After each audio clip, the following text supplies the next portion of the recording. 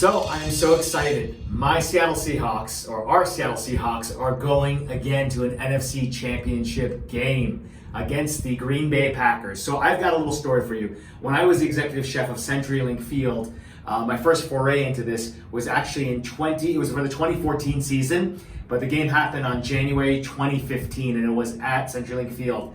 So when I was a chef there, we were looking to, we were hosting the Green Bay Packers, so the ownership was in the suites, as most teams do when they come over and visit. So as we saw the fourth quarter winding down, it wasn't looking good for the Seattle Seahawks. So the company I worked for in food service, they also took care of the Green Bay Packers Stadium at Lambeau Field, and so their ownership was in the suites. So in order of a goodwill gesture, obviously for winning that game, or thinking they were going to win the game, we were going to bring a bottle of champagne so they could celebrate. So if you've been to a stadium before, it takes a while to get from the bottom up. And we had the liquor stored in the downstairs in a cage, locked up.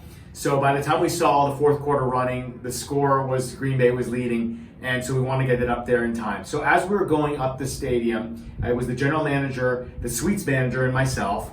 We're coming up to the suites level, and there's screens on every level. So, we're watching the game as we go up, and all of a sudden we see we're winning. And the one play we saw, Marshawn, I saw him on the screen, he's scoring a touchdown. You could hear the stadium outside. So for those of you who've never been to CenturyLink Field, I've worked there for a few years. It is loud. And even in the downstairs area, like when you're in the so-called bowels of the stadium, it is super loud. So you can hear the crowd screaming. So we're just waiting there, and it's going into overtime. And after they score the 2-point conversion, it goes in overtime. So we're waiting kind of on the suite level to see what happens.